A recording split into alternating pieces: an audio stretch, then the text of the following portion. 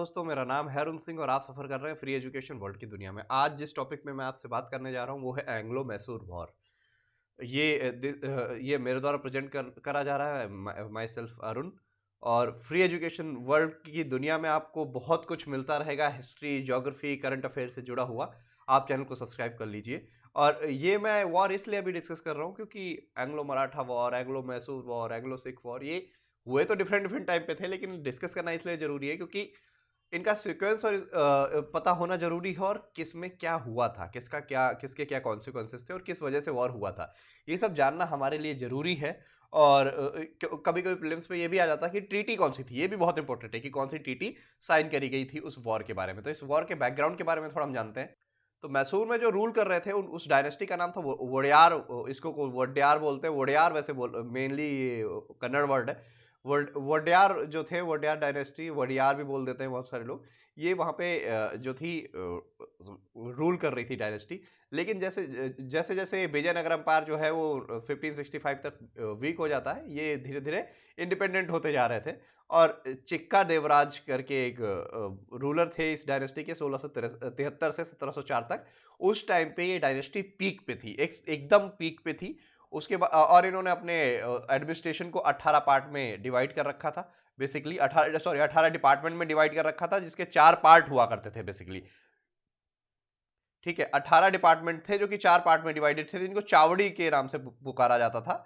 और इन्होंने इन्हीं का काम था टैक्सेशन वगैरह को देखना। चलिए अब आगे बढ़ते हैं कि ये जो 4 डिपार्टमेंट थे, ये ध्यान रखना। एक कभी कोई प्रीलिम्स में क्वेश्चन आ सकता है कि चावड़ी क्या थे। चावड़ी ये 4 डिपार्टमेंट थे मैसूर में जो वोड्यार डायनेस्टी थे उसके। ठीक है, तो 1755 के आते आते चिक्का कृष्ण राजा वोद्यार थे, इनकी इनकी पावर बहुत हद तक घट चुकी थी। पावर बेसिकली ये जो थे नंजराज और ये देवराज, ये दो भाई थे। दुलवाई भी बोलते थे इनको। दुलवाई जो बेसिकली ये जो देवराज है, इनके हाथ में पूरी पावर थी, मतलब मंत्रियों के हाथ में पूरी पावर चली गई थी। और जो राजा है वो बिल्कुल एक तरीके से नाम के रह गए थे, डी जूरे डी फैक्टो वाला सीन था। लेकिन इसी बीच क्या होता है कि मराठाओं का बार बार इन्वेजन हुए जा रहा था, पॉलिटिकल लीडरशिप थी नहीं इतनी स्ट्रांग। तो क्या होता है, हैदर अली नाम का एक मिलिट्री रूलर था, ये मिलिट्री प्रमुख थे उस टाइम पे। तो इनका बहुत अच्छा रोल रहता है कि इनकी अपनी मिलिट्री को डिसिप्लिन करने में और मराठाओं के खिलाफ लड़ने में। तो एक बार इन्होंने मराठाओं को हरा दिया। तो इसकी वजह से जो राजा थे उन्होंने इनको नवाब ऑफ उससे क्या बोलते हैं, नवाब ऑफ मैसूर का टाइटल भी दे दिया था। हालांकि ऐसा नहीं है कि राजा वाजा बन गए थे, तो इनको टाइटल दे दिया गया था कि नवाब ऑफ मैसूर है। तो इसके चलते चलते 1761 तक एक तरीके से आप कह सकते हैं जो हैदर अली थे, यही पावरफुल मिलिट्री कमांडर जो थे, इन्हीं के हाथ में पूरी सत्ता थी। डी फैक्टो रूलर यही बन चुके थे। और जो ये दो भाई थे, इनकी ऐसी तैसी इन्होंने एक तरीके से कर दी थी। ये जो नंगराज और ये देवराज दो भाई थे, इनकी ऐसी तैसी कर दी थी हैदर अली ने। और हैदर अली ने एक तरीके से कह सकते हैं अपने हाथ में पूरी सत्ता ले ली थी, पूरी पावर ले ली थी। नाम के राजा बचे थे वो चिक्का, लेकिन पूरी पावर जो थी 1761 तक आते आते वो पूरी हैदर अली के हाथ में थी। ये कौन थे? आर्मी कमांडर थे, ऑफिशियल ये नवाब नहीं थे। हैदर अली ने एक तरीके से बहुत ज्यादा एक्सपेंड किया मैसूर को। क्योंकि डी फैक्टो रूलर वही थे एक तरीके से, कहने के लिए तो आर्मी लीडर थे वो, लेकिन वो सिर्फ आर्मी पर्सनल नहीं, एक तरीके से डी फैक्टो रूलर थे। तो उन्होंने बहुत हद तक मैसूर को एक्सपेंड किया फ्रेंच आर्मी की मदद से। फ्रेंच ऑफिशियल कुछ थे जो कि अपनी आर्मी में वो रखे थे उन्होंने, वो इनकी आर्मी को ट्रेन भी करते थे और लड़ते भी थे। जो कार्नाटिक वॉर थे उस टाइम पे, हैदर अली की आर्मी जो थी वो फ्रेंच की तरफ से लड़ी थी, इसलिए फ्रेंच ऑफिसर्स बहुत सारे आए इनके साथ, और इनके साथ वो लड़ते भी थे। और उससे क्या बोलते हैं, इनकी मदद करी, इनकी आर्मी को भी ट्रेन किया। तो इसके चलते हैदर अली ने बहुत ज्यादा एक्सपेंड कर दिया था मैसूर वाले क्षेत्र को। और फ्रेंच की मदद से इन्होंने एक फैक्ट्री भी बनाई थी डिंडीगुल में, हथियार बनाने के लिए, जो कि आज तमिलनाडु में आता है डिंडीगुल। यहाँ पे इन्होंने फ्रेंच की मदद से एक हथियार बनाने की फैक्ट्री भी बनाई थी। तो फ्रेंच की मदद से हैदर अली अपनी एरिया को बढ़ाते गए। बहुत सारी ऐसी रियासतें थी जिन्होंने सरेंडर कर दिया इनके आगे। लेकिन मराठाओं का थ्रेट इनके आसपास बना ही हुआ था। मराठाओं का डर, जो मराठाओं का एक दबदबा था, 1764, 1766, 1771, रिपीटेडली वो वॉर करते जाते थे, अटैक करते जा रहे थे इनकी किंगडम पे।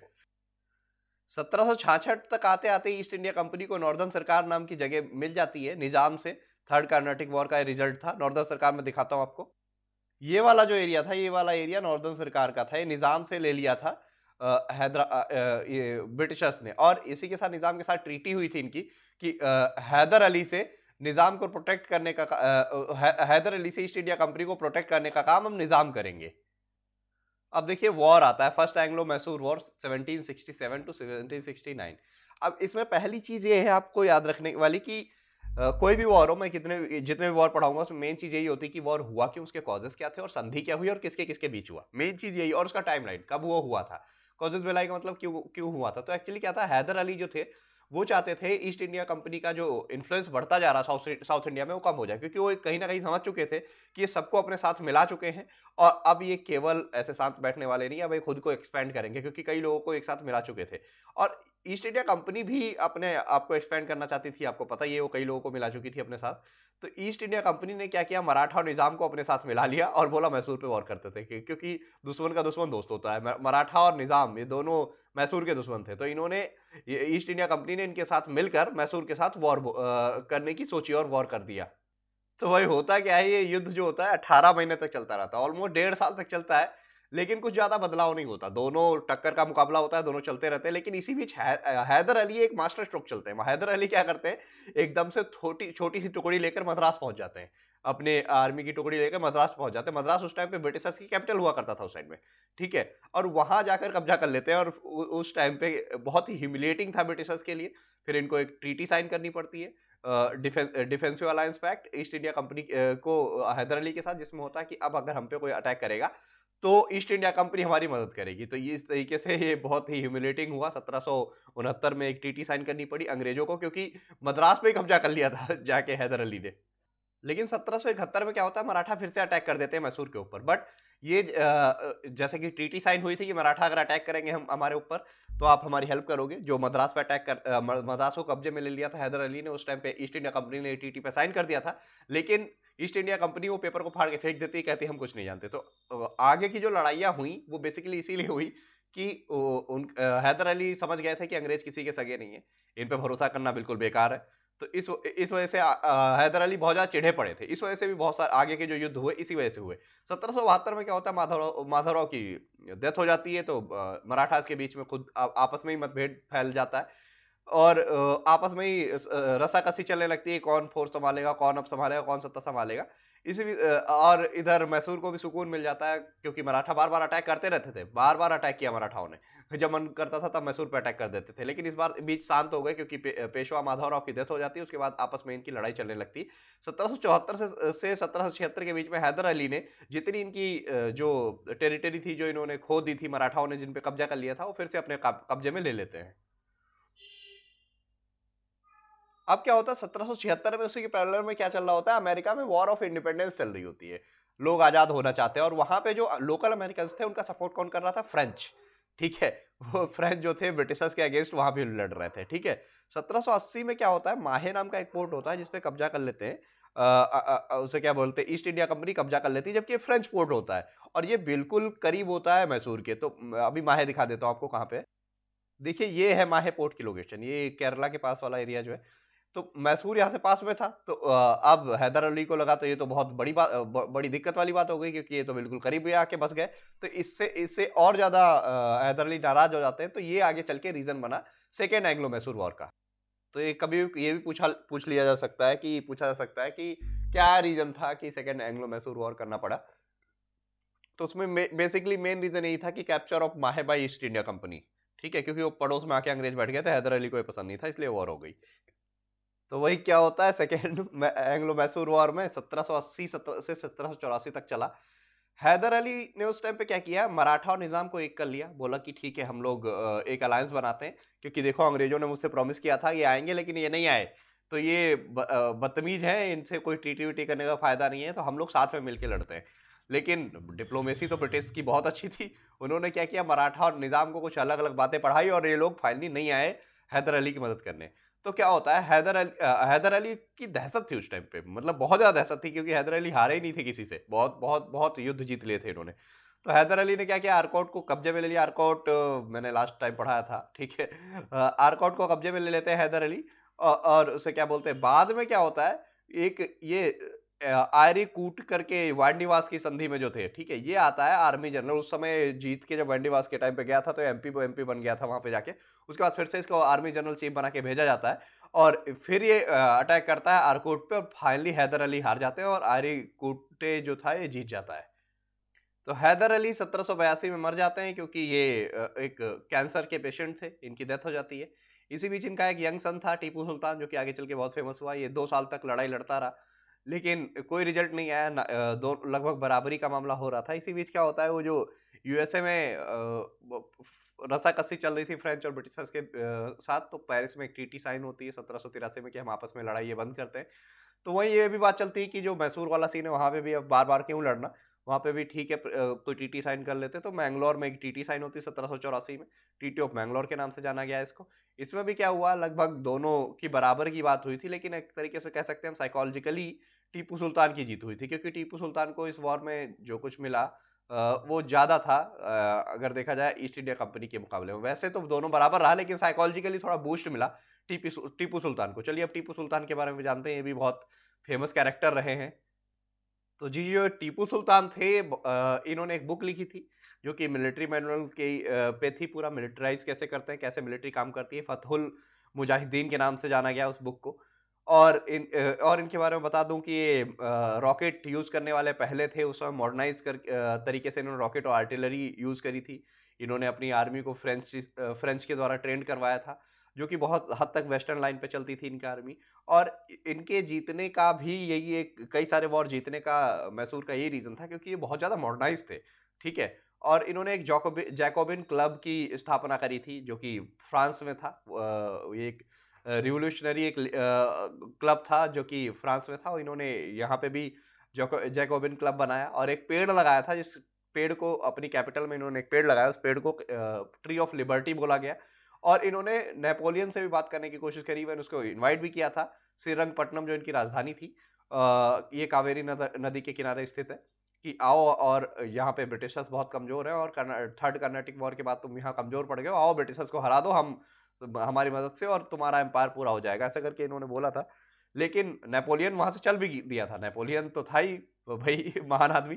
लेकिन दिक्कत क्या हुई, उसने सोचा कि जहां जहां कॉलोनी है ब्रिटिशर्स की, मैं सब कहीं जाऊंगा और सब कहीं ब्रिटिशर्स को हरा दूंगा।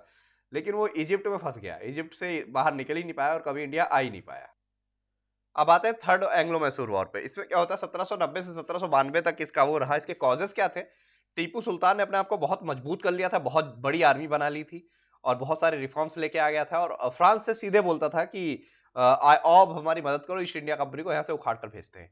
लेकिन इनका थोड़ा सा डिस्प्यूट था, ट्रावनकोर पड़ोस में पड़ता था मैसूर के, ये छोटी सी रियासत थी, इनसे थोड़ा सा डिस्प्यूट था, क्योंकि ये जो थे अलाई थे अंग्रेजों के, ईस्ट इंडिया कंपनी के।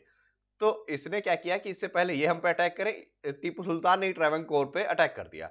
और उसके फलस्वरूप क्या होता है, क्योंकि ये अलाई थे ईस्ट इंडिया कंपनी की, ईस्ट इंडिया कंपनी तुरंत आ जाती है कि लड़ने के लिए मैसूर से। क्यों, क्योंकि पहले तो मैसूर के साथ ट्रीटी थी, हैदर अली के साथ जब ट्रीटी थी तब तो ये आए नहीं थे, लेकिन इस बार आ गए क्योंकि इनको बहाना चाहिए था टीपू सुल्तान से लड़ाई करने का।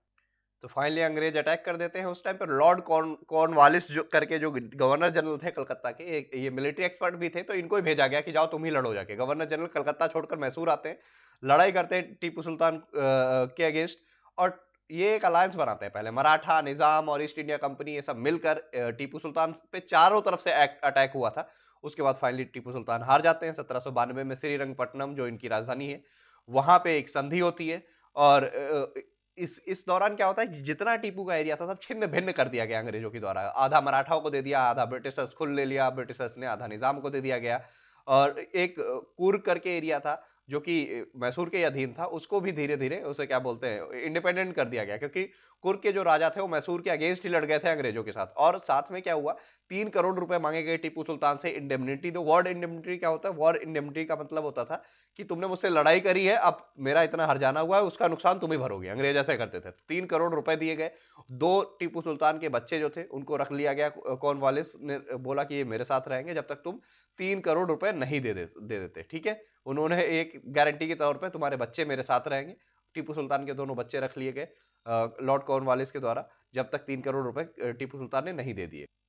एंड कॉर्नवालिस ने एक बहुत अच्छी लाइन लिखी थी उस टाइम पे, मतलब बड़ी प्राउडली लिखा था, we have weakened our enemy without making our friends too strong.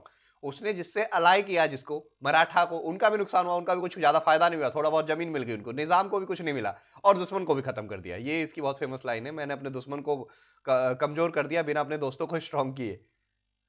अब आते हैं फोर्थ एंग्लो मैसूर वॉर पे, 1798 से 99, 1 साल तक चला। इसके कॉजेस क्या थे?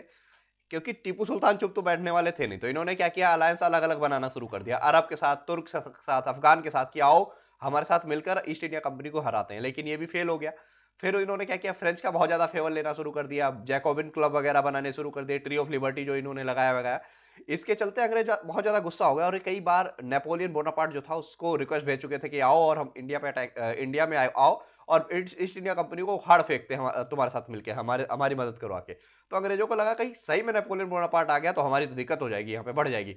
तो वेलेस्ली ने क्या किया, टीपू सुल्तान को फोर्स किया कि तुम सब्सिडरी अलायंस लो। सब्सिडरी अलायंस क्या होता था कि अपनी आर्मी अंग्रेज भेजते थे तुम्हारी प्रोटेक्शन के लिए, तुम्हें जरूरत हो या ना हो, और उसके बदले वो पैसे लेते थे। और सब्सिडरी अलायंस का एक तरीके से मतलब था गुलाम होना। तो टीपू सुल्तान ने इसको साफ मना कर दिया। फाइनली हम वॉर की तरफ बढ़ते हैं और युद्ध छिड़ जाता है दोनों के बीच में। तो भाई साहब रिचर्ड वेलेस्ली फिर से अलाई करते हैं निजाम से और अटैक कर देते हैं मैसूर पे। इससे पहले मैं रिचर्ड वेलेस्ली के बारे में बता दूं।